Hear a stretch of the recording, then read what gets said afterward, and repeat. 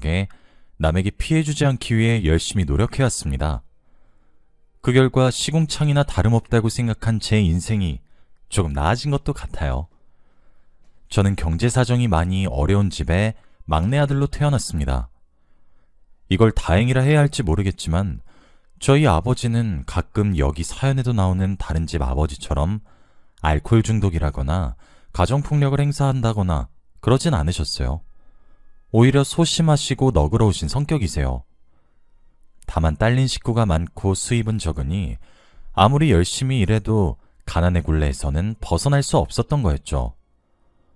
어머니까지 식당 일과 청소부 일을 번갈아 하시며 생계에 보탬이 되려 했지만 고작 그 정도 수입 가지고는 택도 없었습니다. 제 위로는 누나만 4명이 있는데 아무래도 저희 부모님이 옛날 분이시다 보니 계속 아들을 가지시려다 결국 늦둥이로 저를 보게 되신 거였어요. 누나들에겐 미안하지만 덕분에 저는 어려운 집안 환경 속에서도 먹고 싶은 거 잘 먹고 하고 싶은 거 다 하며 살았습니다. 부모님께서 늦둥이라고 오냐오냐 키우신 데다가 계속 바래오던 아들이었던지라 저는 남들보다 철도 늦게 들고 집안에서는 완전히 폭군이 따로 없었습니다. 밥 차려와라, 이거 해달라, 저거 해달라. 누나들을 완전 종처럼 부려먹었었어요. 객관적으로 봐도 누나들은 저보다 나이도 많고 집안 사정이 안 좋으니 어떻게든 할 수 있는 범위 내에서 공부도 열심히 하고 아르바이트도 계속해서 집안 살림에 보탬이 되려고 했는데 챙김받는 거에나 익숙했던 저는 완전 반대였습니다. 어려운 삶에 5남매를 키우시느라 맞벌이로 늘 바쁘신 부모님 때문에 누나들 손에 자란 거나 다름없었는데 아무리 손익 형제가 많아도 부모님의 사랑은 또 다른 건지 전 외로움을 잘 탔어요. 누나들이 보살펴줘도 부모님으로부터는 방치되었다는 생각이 강해서 그랬던 것 같습니다. 그래서 머리가 조금 커질 때쯤인 중학생 때부터 조금씩 엇나가기 시작했어요. 고등학생이 됐을 땐 하라는 공부도 안 했고 그렇다고 딱히 하고 싶은 일이 있는 것도 아니라 시간만 낭비하며 살았습니다. 공부를 안 했으니 당연히 대학은 꿈도 못 꿀 성적이었고 저도 딱히 대학에 가고 싶은 마음이 없었습니다. 그렇다고 공장에서 일하고 싶은 것도 아니었죠. 네, 맞아요. 그냥 백수한량처럼 놀면서 살고만 싶었어요. 부모님이 죽어도 대학은 가라고 말씀하셨지만 그것마저 무시했었습니다. 누나들은 여상에 가서도 공부를 잘해서 은행원이니 공무원이니 나름대로 사회에서 한 사람 몫을 착실히 해내고 있었는데 저는 이해가 안 갔어요. 이해가 안 갔다기보다는 자기들이 직접 돈을 벌어서 먹고 살아야 할 누나들이 불쌍했습니다. 전 아무것도 안 해도 누나나 부모님이 먹여 살려주셨으니까요. 운 좋게 얼굴도 나름 반반하게 잘 타고 태어나서 주변에서 인기도 많다 보니 부모님이나 누나가 주시는 용돈으로 대낮부터 바나 술집에 가서 술을 퍼먹고 여자들이랑 놀기도 하면서 밤이나 되어야 지끈거리는 머리를 부여잡고 집으로 돌아오곤 했습니다. 그렇게 답도 목적 의식도 없는 인생만 살다 보니까 계속 놀기만 하는 것도 지루하더군요. 그래서 친한 술집 사장님의 제안으로 바텐더 일을 시작하게 되었습니다. 사실 말이 바텐더였지 술보다는 얼굴 반반한 남자들을 데려다 놓고 돈 많고 인생 지루한 사모님들 말상대나 하는 일이었습니다. 그러다가 그 여자를 만나게 되었습니다.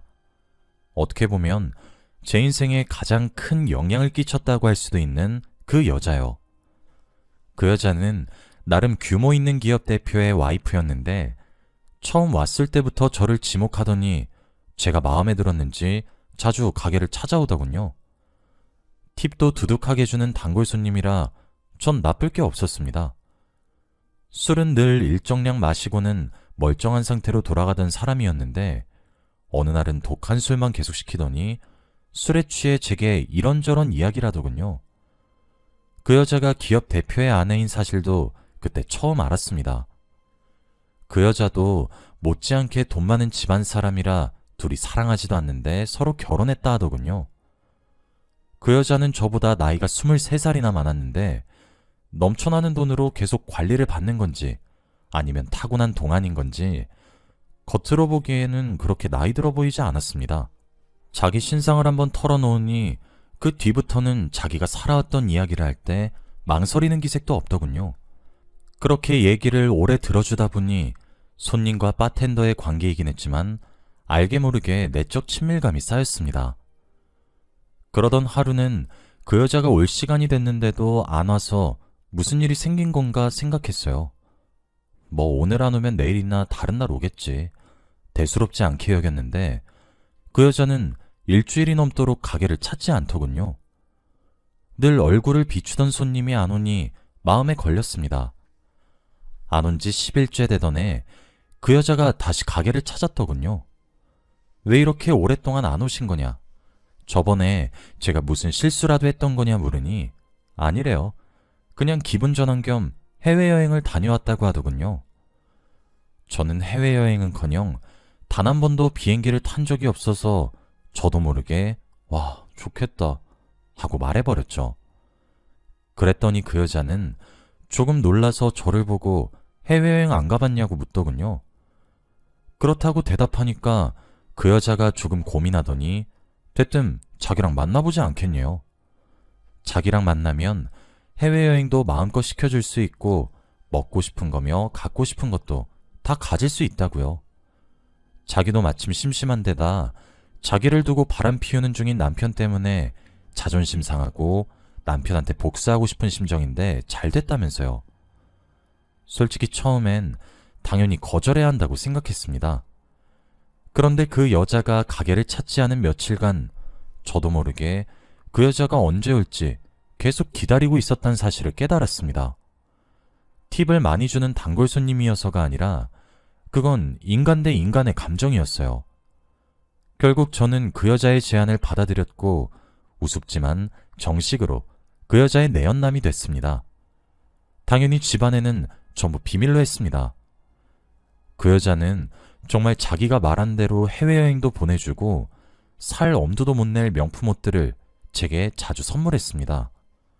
겉으로 보기에 주름살도 없고 객관적으로 나쁘지도 않았던 외모였던지라 그 여자의 내연남 역할을 해주던 저는 정말로 그 여자를 사랑하게 되었습니다. 그건 그 여자도 마찬가지였습니다. 제가 누나들 사이에서 보살핌 받으며 자랐다 보니 저를 챙겨주는 연상인 여자의 존재가 익숙해서 어쩌면 이렇게 될 수 있었는지도 모르겠습니다. 그래도 내연남이란 위치가 썩 당당한 것은 아니라 하루는 제가 남편에게 우리 사이가 들키면 곤란하지 않냐 물으니 그 여자는 웃으면서 그럴 일 전혀 없다고 집안끼리 말 맞춰서 결혼한 거지 서로 감정 없고 서로 다른 사람이랑 바람 피우는 것도 각자 터치하지 않기로 약속했었대요. 정략 결혼 후에 서로 감정 없는 것까진 그렇다 치지만 그래도 부부 사이인데 바람 피우는 것까지 터치하지 않는다니 돈 많은 사람들은 사고방식도 남다르구나 생각했었습니다. 어쨌든 저는 그 여자의 내연남으로서 하고 싶은 거, 갖고 싶은 거, 먹고 싶은 거 전부 그 여자 카드로 긁으며 신나게 살아왔습니다. 장장 6년을 그렇게 살아왔습니다. 그동안 그 여자로부터 집도 받고 생활비도 받아왔어요.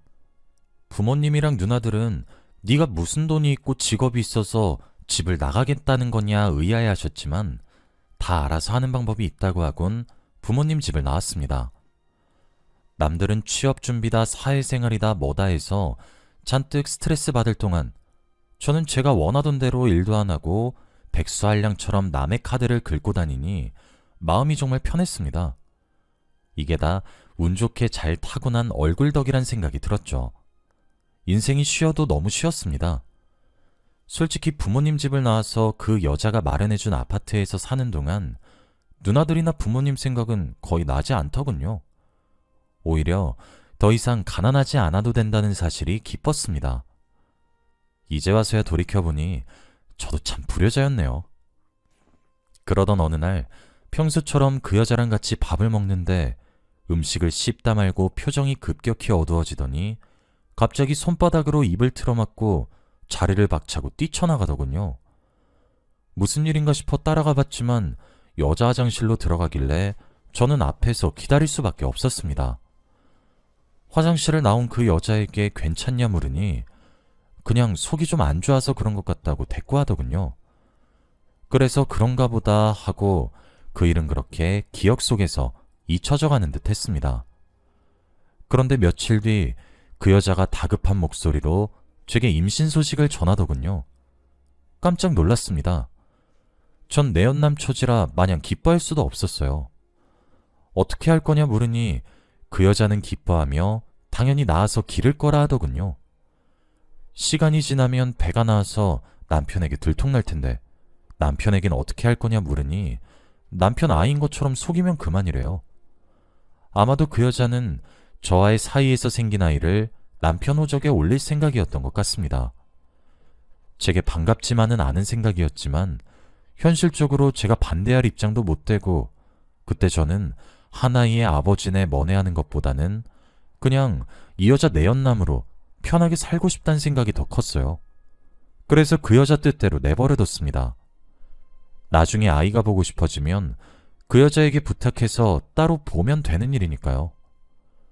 남편도 어떻게 잘 속아 넘어갔는지 소란 없이 그 여자는 아이 태교에만 집중하더군요. 가끔씩 그 여자가 제 집에 들르는 텀이 길어지긴 했지만 임신 중이니 최대한 조심하려는 건가 보다 싶어서 하염없이 기다렸습니다.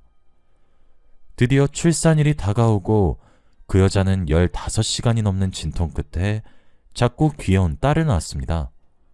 물론 저는 그 순간을 함께할 수 없었습니다. 내연남 신분이니 어쩔 수 없다고 생각은 했지만 막상 제 아이가 태어나는 순간도 직접 볼 수 없다 생각하니 어쩐지 억울했습니다. 그때쯤부터 그 여자와 정식으로 결혼하고 싶다는 욕심이 생긴 것 같아요. 집도 따로 있고 이제 아이까지 생겼겠다. 정략 결혼인데다 감정 없는 남편보다 제가 진짜 가족에 더 어울린다고 생각했거든요. 하지만 제가 남편과 이혼하고 저와 결혼하자는 뉘앙스의 이야기를 꺼낼 때마다 그 여자는 집안끼리 사업 문제도 얽혀 있는 거라 이혼이 말처럼 쉽지 않다고 단호하게 말하더군요. 제가 너무 실망해 있으니 그러고 보니 한동안 자기 임신해서 저까지 여행 못 가지 않았냐며 이참에 머리 식힐 겸 여행이나 다녀오라 하더군요. 저도 싫지 않아서 그날로 비행기 티켓을 끊고 태국 여행 준비를 했습니다. 필수는 아니지만 최근 목 주변이 보기 싫을 정도로 퉁퉁 잘 붓길래 혹시나 갑상선에 문제가 있는지 걱정도 되고 말라리아 예방 접종도 맞을 겸 병원에 방문해서 혈액 검사랑 예방 접종 이것저것 했어요. 며칠이 지나 검사 결과가 나와서 병원에 다시 방문했습니다.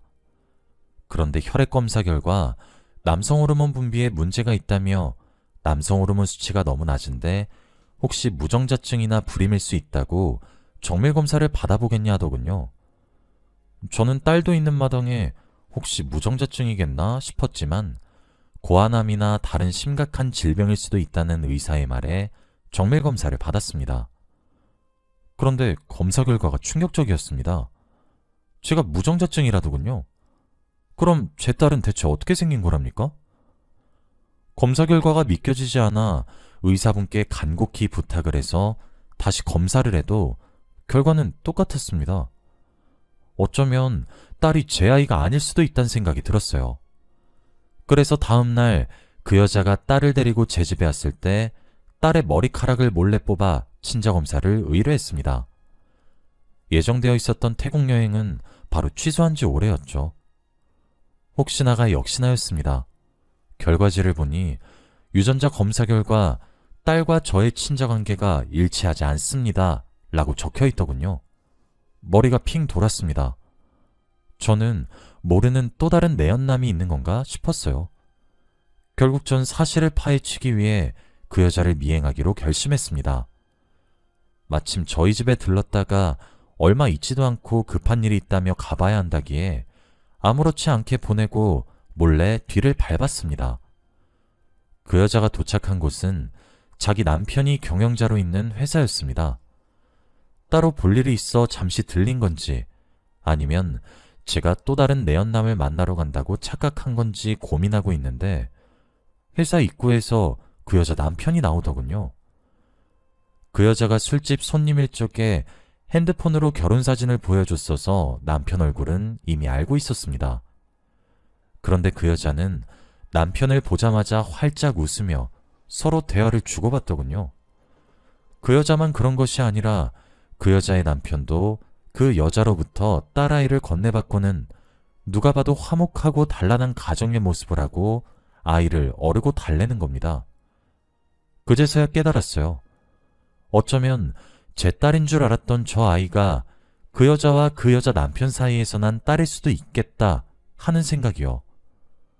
저는 차마 현장을 덮칠 생각도 하지 못하고 휴대폰으로 그 모습을 찍어두기만 했습니다. 그리고 다음날 그 여자를 불러서 솔직하게 털어놨어요. 남편과의 다정한 모습을 다 봤다고요. 친자검사 결과지를 내밀며 딸이 제 아이가 아닌 것도 아는데 이게 어떻게 된 거냐고 화를 내니 그 여자는 당황하는 기색도 없이 한숨을 한번 푹 쉬더니 결국 다 알아차렸냐고 말하더군요. 맞아, 네 아이 아니야. 나랑 남편, 작년 말에 남편이 한번 크게 아프고 난 후로부터 남편이 정신 차렸는지 나한테 잘하더라고. 그래서 사이가 점점 좋아졌어. 그동안 남편을 완전히 믿을 순 없었지만 이제 딸도 생기고 늦었지만 정말 가족처럼 살아보려고 해. 무슨 말도 안 되는... 혹시나 해서 말하는 거지만 남편한테 그동안 있었던 일 폭로할 생각하지 마. 그래봤자 어차피 너도 상간남으로 고소당할 거고 그게 아니더라도 내 쪽에서도 공갈 협박이란 재산 갈취로 소송할 거니까. 그동안 너도 내 돈 충분히 많이 썼잖아. 양심이 있으면 너도 그런 짓은 안 하겠지. 정말 억울한 건 뭔지 아세요? 그동안에 제 마음과 시간이 부정당한 것 같아 미칠 것 같은 와중에도 그 여자가 하는 말은 틀린 게 없다는 거예요. 따지고 보면 그 여자와 그 여자 남편이 합법적인 혼인관계고 제가 내연남인데 당사자들이 합법적인 혼인관계를 유지하겠다는데 제가 뭘 할 수 있겠습니까? 며칠 지나니 제가 살던 집도 그 여자가 알아서 처분했더군요. 갑자기 수중에 땡전 한 푼 없이 본가로 다시 돌아가니 한순간 꿈을 꾸다 깨어난 것 같았습니다. 부모님과 누나들은 다시 돌아온 절 보고 그동안 어떻게 살았냐며 무슨 일 있었냐고 묻는데 너무 창피해서 입을 뗄 수가 없더군요. 한 부잣집 사모의 내연남으로 그동안 팔자 좋게 놀고 먹었다고 가족에게 어떻게 말하겠습니까? 정신을 차려보니 30이 넘은 나이에 할 줄 아는 것도 경력도 아무것도 없이 나이만 먹었더군요. 그동안 인생을 너무 쉽게 봤구나 하는 생각이 들었습니다. 늦게나마 일을 시작하려니 학력과 경력이 부족한 저를 받아주는 곳 중에 그나마 제가 할 수 있는 건 택배 일밖에 없더군요. 매일 무거운 택배를 나르고 하다 보니 이리저리 다치기도 했지만 월급을 받을 땐 처음으로 제대로 된 일을 하고 돈을 받았다는 사실이 감격스럽기도 했습니다. 결과적으로 전 온갖 우여곡절을 다 겪은 데다 인생의 가장 아름다운 시기를 낭비했지만 그 또한 하나의 경험이 되어 제대로 된 삶을 살게 해주는 원동력이 되었네요. 지금 그 사람들은 어떻게 사는지 잘 모르겠습니다. 마지막으로 소식을 들은 게 4년 전쯤 신문에서 본 거였는데 참 아이러니한 게 그렇게 잘 살겠다고 해놓고는 얼마 안 있어 이혼을 하고 대규모 재산분할 소송 때문에 화제가 되어 뉴스에 나온 거였죠. 아무리 생각해도 제가 이해할 수 없는 세상에 사는 사람들인 것 같아요. 뭐 돈이야 많을 테니 알아서 잘 살 테지만요. 가끔씩 제 아이인 줄 알았던 그 작은 아이는 지금 어떻게 자랐을지 궁금하기도 해요. 제 친딸은 아니지만 제게 부성애를 처음으로 느끼게 해준 아이인데다 아이는 죄가 없잖아요. 제발 자기 친부모는 안 닮았길 바랄 뿐입니다. 그 사람들은 그 사람들이고 저는 늦게 정신 차린 만큼 지금은 제 인생에만 집중하려 합니다. 예전의 과오를 반성하면 언젠가는 저도 저만의 제대로 된 가족을 꾸릴 수 있지 않을까 기대하기도 해요. 한때 내연남이었던 주제에 너무 꿈이 큰가요? 지금은 저희 부모님과 누나들에게 잘하려고 노력 중이에요. 누나들도 다 어엿한 직업을 가지고 있고 나름대로 직급도 올라간 터라 저희는 전보다 훨씬 여유 있는 삶을 살게 되었어요. 뭣도 모르고 철없을적 누나들을 보고 왜 저렇게 열심히 일하는 건가 불쌍하다 했었는데 정말 불쌍한 건 저였네요. 나이만 먹는다고 다 어른은 아닌 것 같습니다. 제가 해보니 어른이 되는 일은 쉽지 않은 것 같아요. 그래도 열심히 살아보려 합니다. 제 긴 사연 읽어주신 여러분 모두 감사합니다. 행복하세요.